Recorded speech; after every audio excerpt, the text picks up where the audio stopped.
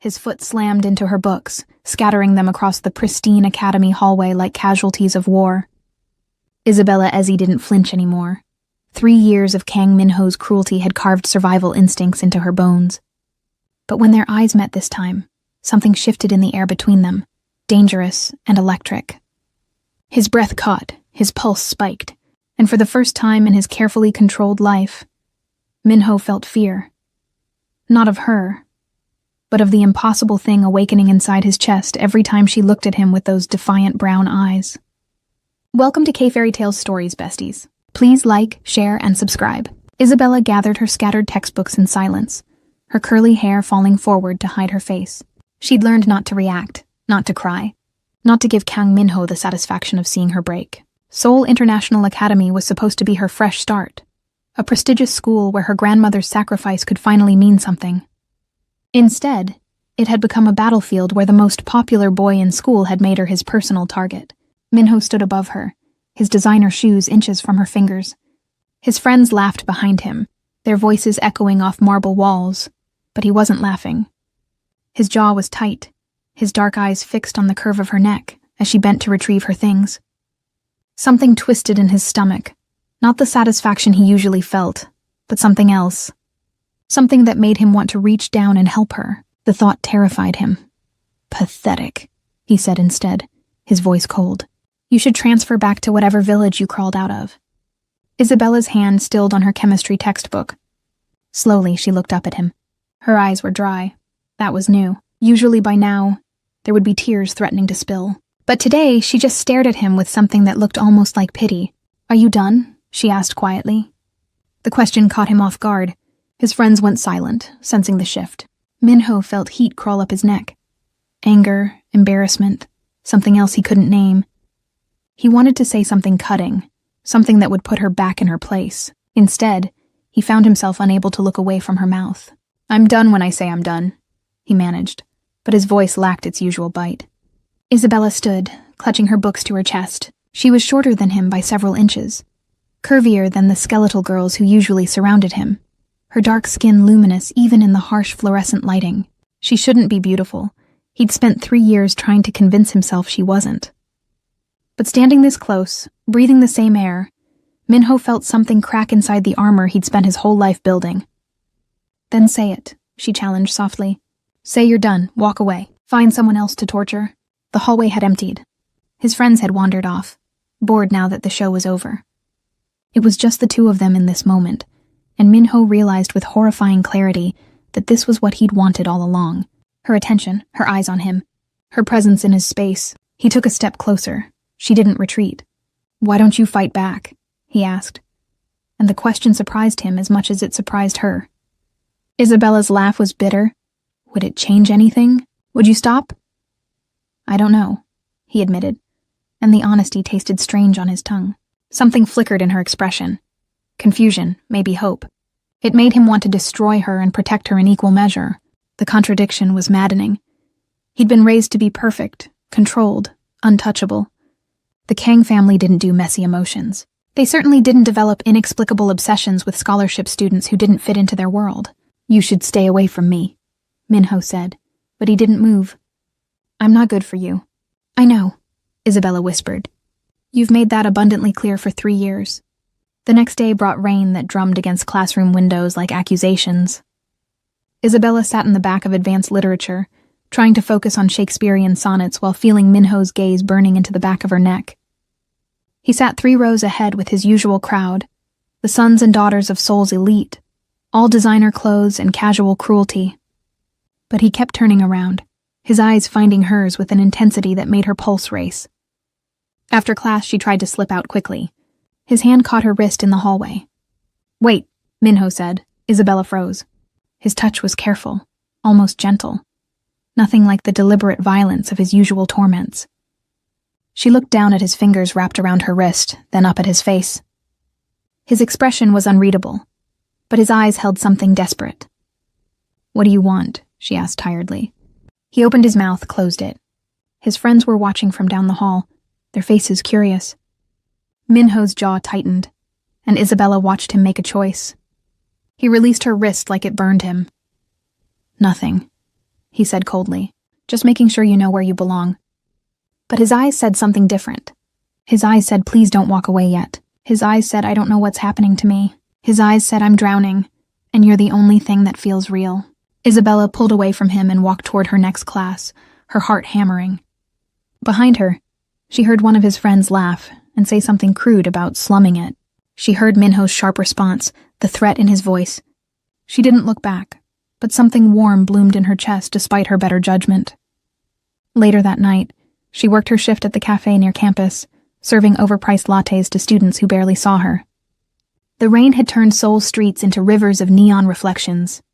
She was wiping down tables when the door chimed, and Kang Min-ho walked in, soaked to the bone, his perfectly styled hair plastered to his forehead. Their eyes met across the cafe. He looked lost, vulnerable, nothing like the monster who'd made her life hell for 3 years. Isabella's co-worker, Ji-eun, whispered excitedly about serving the Kang air, but Isabella just picked up a towel and walked to where he stood dripping on the clean floor. "You'll catch cold," she said, offering the towel. Min-ho stared at it like he'd never seen fabric before. Then slowly his hand reached out and took it.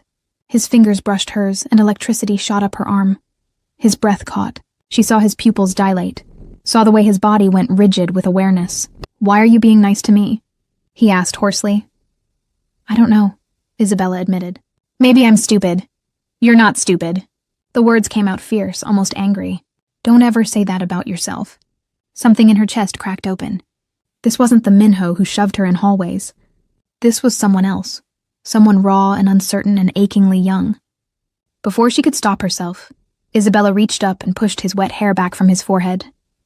The gesture was automatic, maternal almost, but the way he leaned into her touch was anything but innocent. "Isabella," he breathed her name like a prayer or a curse. "You should go home," she whispered. "Get warm, sleep." But Minho didn't move. He just stood there with her hand in his hair and rain dripping onto the cafe floor, looking at her like she was the only solid thing in a world that had turned to water. When she finally lowered her hand, his eyes followed the movement with something that looked like grief. The following morning, Isabella found her locker filled with expensive pastries from the French bakery downtown. No note, no explanation, but she knew.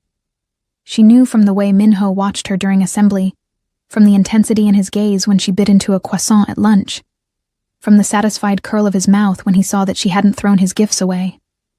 His friends noticed the shift. Park Jae-sung cornered her after calculus, his handsome face twisted with something ugly. "What game are you playing?" he demanded. "I don't know what you mean," Isabella said, trying to move past him. Jae-sung blocked her path. "Minho hasn't been himself since you showed up. First, he was obsessed with making your life miserable. Now he's what, buying you breakfast? Staring at you like you're some kind of goddess?" "That's not my fault," Isabella shot back. "Isn't it?" Jae-sung leaned closer, his voice dropping to something dangerous. "Girls like you. You think you can climb the ladder by seducing guys like us. But Minho belongs with someone from his world, someone who understands the rules." "I don't want him," Isabella lied. But Jae-sung saw through it. He saw the way her hands trembled, the way her breath had quickened. He saw what she was trying desperately to hide, that Kang Min-ho had somehow gotten under her skin, that despite 3 years of torment, something inside her responded to his attention like a flower turning toward poisonous sunlight. "Stay away from him," Jae-sung warned, "or I'll make sure everyone knows exactly what kind of girl you really are." He walked away before Isabella could respond. She stood in the empty hallway, her chest tight with anger and fear, and something that felt dangerously close to longing. When she looked up, Minho was standing at the end of the corridor. He'd heard everything. His expression was thunderous. That evening, Jae-sung's car was found with its tires slashed and windows shattered. No one knew who did it. But when Isabella walked into class the next day, Minho was sitting in his usual seat with scraped knuckles and a smile that looked like vengeance. A few days later, Seoul International Academy held its annual Winter Gala, a charity event where students dressed like adults and pretended their money made them sophisticated. Isabella hadn't planned to attend. She had nothing to wear, no one to go with, no desire to watch Minho dance with girls who belonged in his world while she served canapes in a borrowed uniform. But her grandmother insisted. She'd saved money for months to buy Isabella a dress. Not designer, but beautiful nonetheless. Deep purple silk that hugged her curves and made her skin glow. When Isabella looked in the mirror, she barely recognized the girl staring back. For once, she looked like she belonged. The gala was held at a luxury hotel downtown, all crystal chandeliers and champagne towers. Isabella arrived alone, her heart hammering as she walked through doors held open by white-gloved attendants.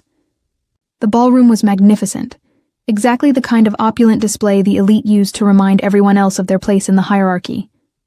She made it exactly 3 steps inside before Minho saw her. He was standing with a group of his friends, wearing a perfectly tailored tuxedo that made him look older, dangerous, untouchable. A girl with legs like a model and family connections like armor was laughing at something he'd said, her manicured hand resting possessively on his arm. But Minho wasn't looking at her. He was staring at Isabella like she'd shot him through the chest.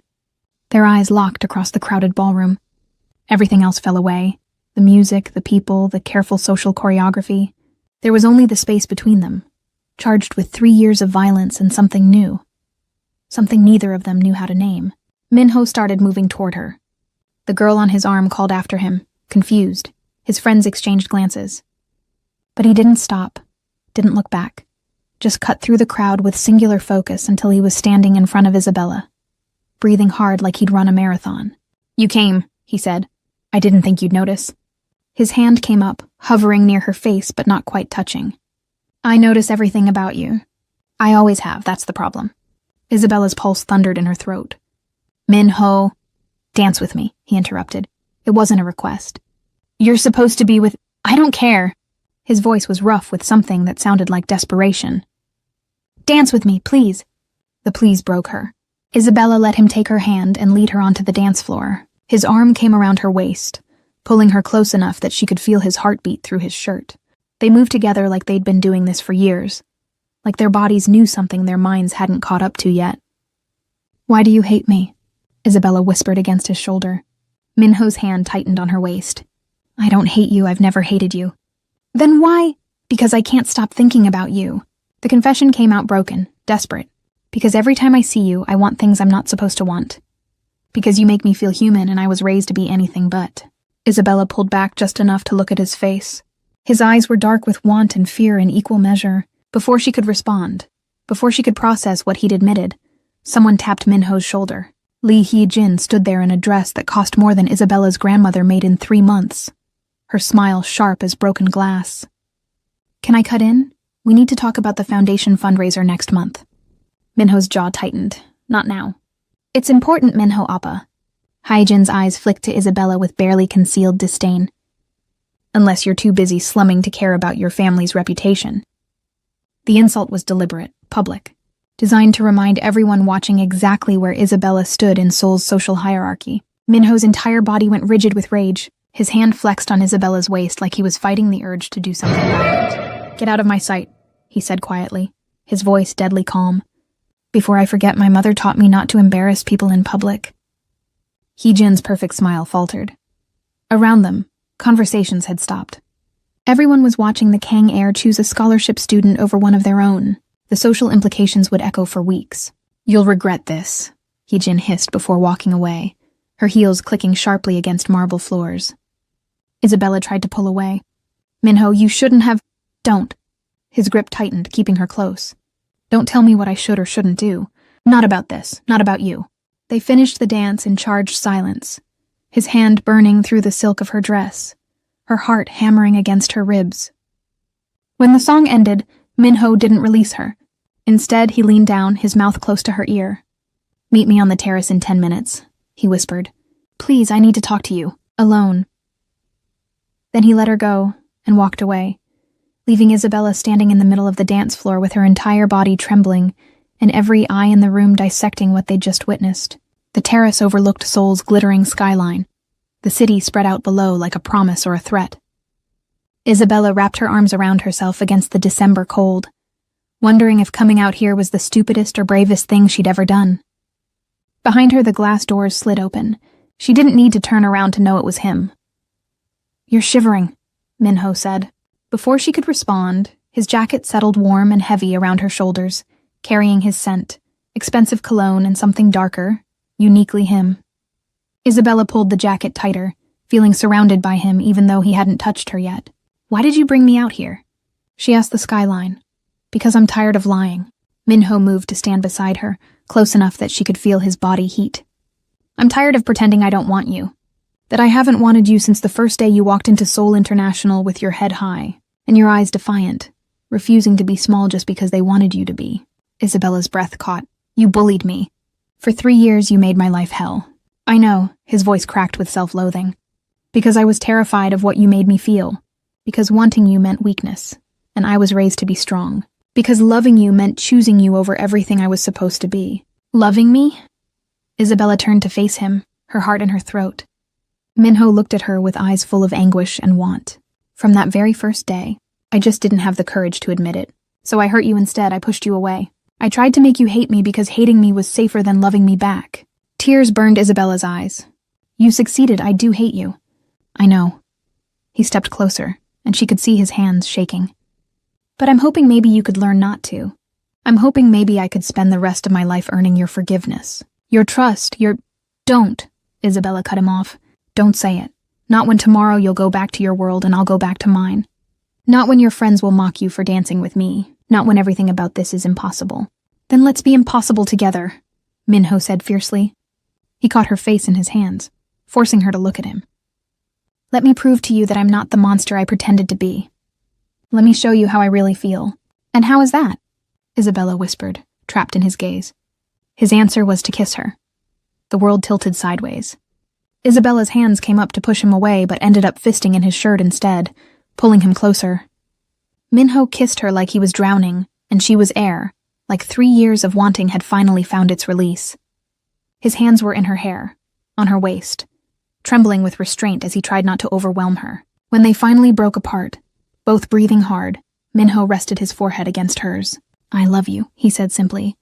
I've loved you for 3 years, and I'll spend the next 3 years, the next 30 years, proving it to you if you'll let me.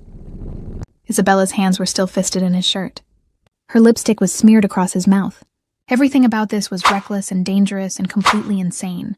But when she looked into his eyes and saw nothing but raw, desperate honesty, she made a choice that would change everything. Okay, she whispered. Okay? Hope lit his face like sunrise. Okay, she repeated. But if you ever hurt me again, I won't. I swear on everything I am, I won't. He kissed her again, softer this time, like she was something precious, like she was something worth protecting. And for the first time in 3 years, Isabella let herself believe that maybe, just maybe, Kang Min-ho could be more than the boy who'd made her cry. Maybe he could be the man who'd make her whole. The next morning brought consequences neither of them had anticipated. Isabella's phone exploded with texts from numbers she didn't recognize, some curious, some cruel, all demanding to know if the rumors were true. Someone had photographed them on the terrace, their kiss captured in grainy but unmistakable detail. By Monday morning, the picture had spread through Seoul International Academy like wildfire. Isabella walked through the front gates with her head high, but her hands shook inside the pockets of Minho's jacket, the one he'd insisted she keep. Whispers followed her down hallways. Girls who'd never spoken to her before suddenly had opinions about her character, her motives, her body. Boys who'd barely noticed her existence now looked at her with speculation that made her skin crawl. She found her locker covered in crude messages written in permanent marker. Slurs in Korean and English, threats. Someone had taped condoms to the door with a note. You'll need these for your sugar daddy. Isabella's vision blurred with humiliation and rage, but she refused to cry. Not here, not where they could see. Take it down, a cold voice commanded behind her. Isabella turned to find Minho standing there with his closest friends, Park Jae-sung, Kim Tae-oh, and Lee Dong-hyun. But Minho wasn't looking at his friends.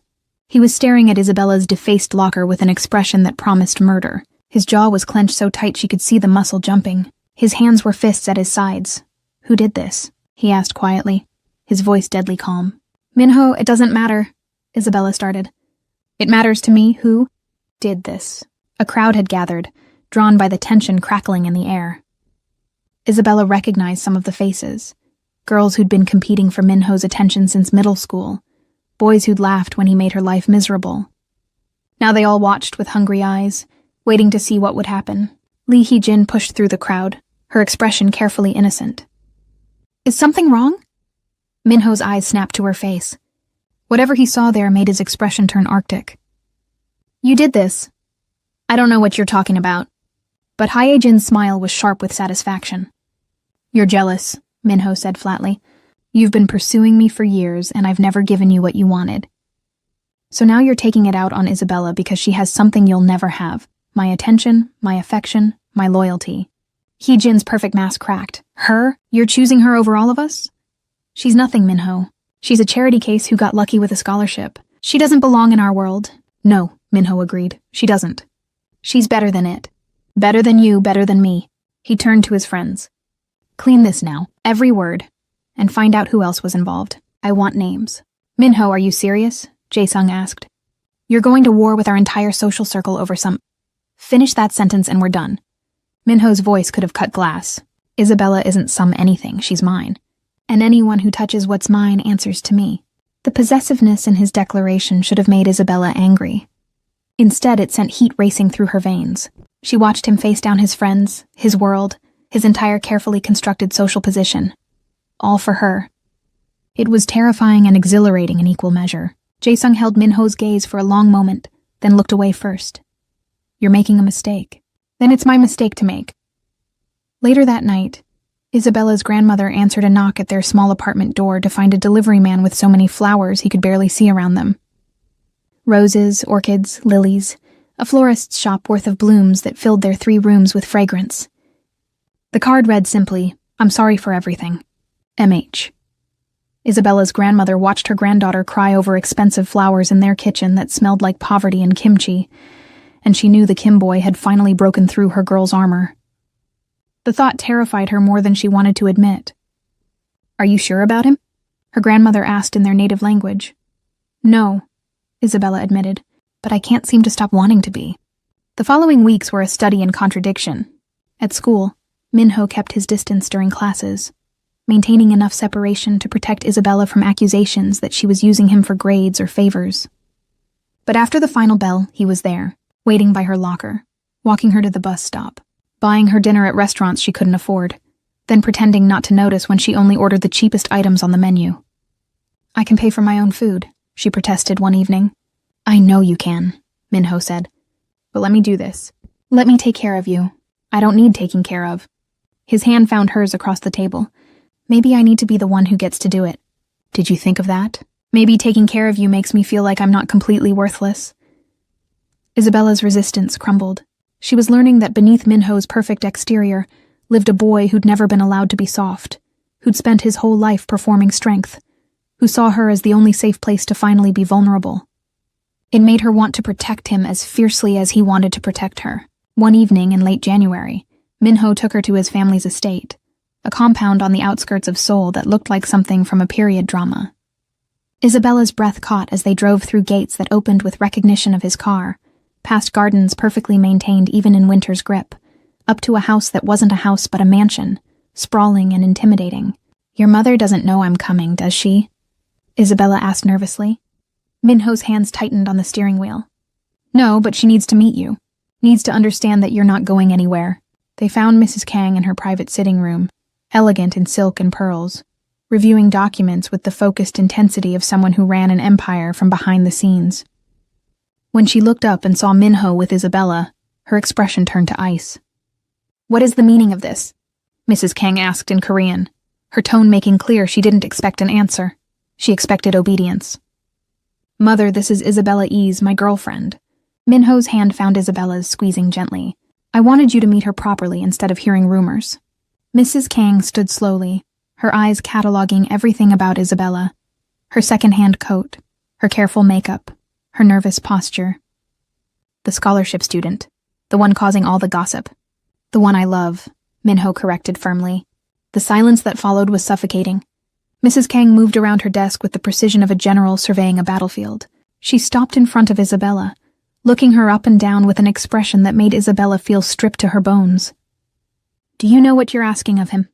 By being with you, he's choosing to complicate every aspect of his future. Business relationships, family alliances, political connections. All of it becomes difficult when the Kang heir is involved with someone outside our social circle. I know, Isabella said quietly. I've tried to walk away. He won't let me. Because he's young and stupid and thinks love conquers all. Mrs. Kang's smile was sharp. But love doesn't pay bills. Love doesn't secure business deals. Love doesn't maintain the kind of power my family has built over 3 generations. Mother, Minho started, his voice warning, quiet. Mrs. Kang didn't even look at her son. Her focus remained fixed on Isabella. What are your intentions? Are you after his money? His status? The comfortable life he can provide? The accusations should have made Isabella angry. Instead, they made her sad. Sad that Mrs. Kang lived in a world where love had to have ulterior motives, where choosing someone from outside the approved circle was seen as weakness instead of strength. I don't want his money, Isabella said clearly. I want him to be happy. And if that means walking away so he can have the life you've planned for him, then I will. But not because you commanded it, because I love him enough to let him choose. Something shifted in Mrs. Kang's expression, respect maybe, or surprise. She studied Isabella for a long moment, then turned to her son. You're certain about this? Completely, Minho said without hesitation. Mrs. Kang sighed, and suddenly she looked older, more human. Your father will be furious. Your grandfather will probably threaten to write you out of the will. Our social circle will gossip for months. I know. And you think she's worth all that? Minho pulled Isabella against his side, his arm around her waist like armor. She's worth everything. Mrs. Kang was quiet for a long moment. Then she did something unexpected. She smiled, small but genuine. Then I suppose I should get to know my future daughter-in-law. Sit both of you. We have much to discuss. The conversation that followed was awkward but not hostile. Mrs. Kang asked about Isabella's family, her studies, her plans for the future. She was sizing Isabella up, certainly, looking for weaknesses or ulterior motives. But she was also, Isabella realized, trying to understand what her son saw in this girl from another world. When they finally left hours later, Isabella's head was spinning. In the car, Minho reached over and took her hand. That wasn't as bad as I thought it would be, he admitted. She hates me. No, she respects you. For my mother, that's much more important than liking someone. Isabella laughed despite herself. Your world is so strange. Our world, Minho corrected. If you'll have me. If you'll have all of this. The complications, the judgment, the constant scrutiny. Isabella looked at his profile in the darkness, at the boy who'd tormented her and the man who'd chosen her, and she knew her answer before the question was fully formed. Yes, I'll have it. I'll have you. Minho pulled the car over on a quiet street, killed the engine, and kissed her like his life depended on it. His hands were in her hair, on her face, trembling with restraint as he tried not to push too hard, too fast. But Isabella was done with restraint. 3 years of violence and 3 months of gentleness had built something inside her that demanded release. She climbed over the center console into his lap, straddling him in the driver's seat. Minho made a sound low in his throat, surprise and desire and maybe prayer. His hands found her waist, her hips, holding her like she might disappear if he loosened his grip. Isabella, he breathed against her mouth. We should stop. I don't want to rush you. You've made me wait 3 years. I think that's long enough. They made it to Minho's private apartment, a penthouse his parents had bought him for his 18th birthday. The space was masculine and minimal, all clean lines and expensive furniture that looked barely used. Minho clearly spent most of his time elsewhere, but tonight it became sacred ground. He carried her to the bedroom, laying her down on sheets that smelled like him. The intensity in his eyes should have scared her. Instead, it made her feel powerful. She watched him shed his jacket, his shirt, revealing a body sculpted by years of training in martial arts and swimming. He was beautiful in the way sculptures are beautiful, perfect and cold until you touched them and found warmth underneath. When he covered her body with his own, when his hands began their careful exploration, Isabella felt something unlock inside her chest. This was trust. This was vulnerability. This was choosing to give yourself to someone who could destroy you and believing they'd be gentle instead. Minho kissed every inch of skin he uncovered, whispering apologies against her collarbone, her ribs, her stomach. I'm sorry I hurt you. I'm sorry I was cruel. I'm sorry it took me so long to be brave enough to love you properly. Stop apologizing and just love me, Isabella whispered back. So he did. With hands that shook and breath that caught and a tenderness that made her cry, they discovered each other slowly, carefully, building toward something that felt like redemption. When Isabella finally gasped his name into the darkness, when Minho buried his face in her neck and breathed her in like she was oxygen itself, they both understood that they'd crossed a line, There was no going back now. They belonged to each other completely. Afterward, Isabella lay in his arms watching Seoul's lights through floor-to-ceiling windows. Minho's fingers traced patterns on her shoulder, his breath soft against her hair. "I need to tell you something," he said quietly. Dread pooled in Isabella's stomach. "What?" "My father wants me to take a position in the family company after graduation. It means long hours, constant travel, representing the Kang name at every function and negotiation." He paused. "It means my life will never really be my own. You don't want to do it. It doesn't matter what I want. It's expected. And if I refuse, if I choose a different path, I lose everything. My inheritance, my family's support, probably my relationship with my parents." Isabella's throat tightened. "And me? Where do I fit in this predetermined life?" Minho shifted to look at her, his expression fierce. "Everywhere. You fit everywhere. I don't care what my father wants or what society expects. I'm not giving you up. Not for money, not for family, not for anything." "But what about what you want?" Isabella asked. "What do you want, Minho? If you could choose anything, what would your life look like?" He was quiet for so long she thought he wouldn't answer. Then, "I want to study art history. I want to travel and see the museums I've only read about. I want to take photographs and maybe teach someday. His voice cracked. "I want to be someone you can be proud of instead of someone wearing my father's face." Isabella's heart broke for him. She cupped his face in her hands. "I'm already proud of you. The fact that you know what you want, that you can even imagine a different life, that takes courage. But I don't have the strength to choose it. I'm not brave like you. Then let me be brave for both of us." They fell asleep tangled together, and when Isabella woke in the early hours of the morning, she slipped out of bed without waking him. She stood at the window watching the sun paint Seoul's skyline in shades of gold and pink, and she made a decision. If Minho couldn't choose himself, she would have to be the one to make the impossible choice. She was dressed and halfway to the door when his voice stopped her. "Where are you going?" Isabella turned to find him sitting up, his hair mussed from sleep, his expression vulnerable in the early light. "Home, I need to think." "About what?" Fear crept into his voice. "About us. About what happens next. About whether loving you means helping you build the life you actually want instead of the one you're expected to want." Minho threw off the sheets and crossed to her in 3 strides. His hands found her arms, his touch gentle but desperate. "Don't leave like this. Don't walk away when things get complicated." "I'm not walking away. I'm thinking about how to make this work. Really work. Not just for tonight, but for every night after." Isabella reached up to touch his face. "I love you, that's not going to change. But love isn't enough if you wake up in 10 years hating yourself for all the choices you didn't make. I'll hate myself more if I lose you." "You won't lose me, I promise. But Minho, you have to figure out who you are when you're not performing for your parents or your friends or me. You have to know yourself well enough to choose yourself." She kissed him softly. "I'll be here when you do." Then she left, and Minho stood in his empty apartment feeling like he'd just watched the sun set permanently.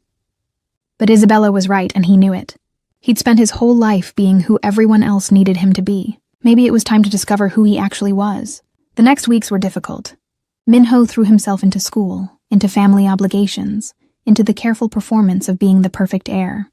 But late at night, he pulled out his old camera, a gift from his grandmother who'd been the only person in his family to see his artistic inclinations as anything other than weakness. He began photographing Seoul at odd hours, capturing the city in ways that revealed its hidden beauty. Isabella watched from a careful distance, giving him space to find himself. It hurt more than she wanted to admit, but she'd meant what she said. If loving him meant letting him go, she would find the strength to do it. Then, 6 weeks after that morning in his apartment, Minho showed up at her school with his entire family in tow. Isabella saw them from across the courtyard. Mr. and Mrs. Kang in formal dress, Minho's younger sister looking confused, and Minho himself, dressed simply in jeans and a sweater, carrying a portfolio under one arm. The entire school stopped to watch as the Kang family approached Isabella. Mrs. Kang spoke first. "Miss Easy, my son has something to say to you, and to everyone here." Minho stepped forward, his eyes finding hers across the distance. Then he turned to face the crowd that had gathered, his voice carrying in the winter air. "I've spent my whole life pretending to be someone I'm not. Someone strong, someone perfect, someone who always knew exactly what he wanted." He paused. "But the truth is, I didn't know what I wanted until Isabella Ease walked into my life and showed me what it meant to be brave." To choose yourself even when it's terrifying. To stand up for what matters, even when the whole world is against you. He opened the portfolio, pulling out photograph after photograph. Images of Seoul that were beautiful and raw and completely honest. Nothing like the careful compositions expected of someone from his background. This is who I am. Not a future CEO or the Kang heir. Just someone who wants to see the world through a lens and maybe help others see it too. Mr. Kang stepped forward, his expression unreadable. For a long moment, father and son stared at each other while the whole school held its breath. Then Mr. Kang did something no one expected. He laughed, not cruelly but with genuine surprise. "You think I don't know who you are?" Mr. Kang asked. "I've watched you sneak out to take pictures since you were 12. I've seen the photography books you hide in your room. Did you really think I was blind to my own son's passion?" Minho's eyes widened. "But you never said anything. You kept pushing me toward business, because I wanted you to choose it yourself. To come to it on your own terms." Mr. Kang's expression softened. "But I see now that was wrong. You need to follow your own path, even if it's different from the one I imagined." Mrs. Kang moved to her husband's side, taking his hand. "We've already contacted several art schools in Seoul and abroad. If this is what you want, we'll support you, as long as you don't let fear make your choices for you." Minho turned back to Isabella, his eyes bright with unshed tears. "I choose myself, and I choose you. Not because you're safe or convenient or approved by my social circle, but because loving you makes me want to be the person I was always meant to be." He crossed to her in 3 strides and dropped to one knee right there in front of the entire school. From his pocket, he pulled a ring. Not expensive or ostentatious, but beautiful in its simplicity. "Marry me. Not now, not until we're both ready. But someday, promise me someday." Isabella's vision blurred with tears. Every camera phone in the courtyard was recording this moment, capturing her choice for posterity. She could walk away. Could protect herself from the scrutiny, the judgment, the constant pressure of being with someone from Minho's world. Or she could choose love, choose courage, choose the impossible thing that had grown between them from hatred to something infinitely more precious. "Yes," she whispered, "someday. I promise." Minho stood and kissed her in front of everyone, and the courtyard erupted in chaos. Some cheering, some protesting. All of them bearing witness to the moment the Kang heir chose his own happiness over everyone else's expectations. 2 years later, after Isabella graduated top of her class, and Minho had been accepted into one of Europe's most prestigious photography programs, they stood in a small church in Seoul. Isabella wore a dress that blended Korean and Nigerian traditions. Minho wore a smile that had finally learned how to be genuine. Their families sat together, Mrs. Kang talking animatedly with Isabella's grandmother, Mr. Kang showing Isabella's aunt photos of the grandchildren he already imagined. It was imperfect and complicated and nothing like either family had imagined. It was perfect. When the officiant asked if they took each other, their answers came without hesitation. "I do." And when they kissed as husband and wife, the small church erupted in applause and tears. At the reception, Minho pulled Isabella onto the dance floor. "Do you regret it?" he asked. "Choosing someone who made your life so difficult?" Isabella looked at the man who'd gone from tormentor to protector to partner, and she smiled. "Every day, and I'd choose it again every time. Even when I'm impossible? Especially then." They danced as the sun set over Seoul, 2 people who'd found each other in the worst way and built something beautiful from the rubble.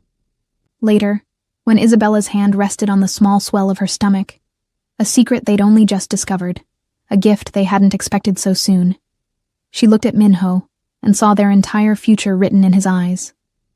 "I love you," she whispered. "I know," he said, "and I promise to spend the rest of my life proving I'm worthy of it." "You already have." But Minho kissed her anyway, and in that kiss was every apology he'd never spoken, every promise he'd finally learned to keep, and every moment of the impossible, beautiful life they would build together. A life that started with cruelty and ended with grace. A life that proved love could heal even the deepest wounds. A life that was theirs, completely and perfectly theirs.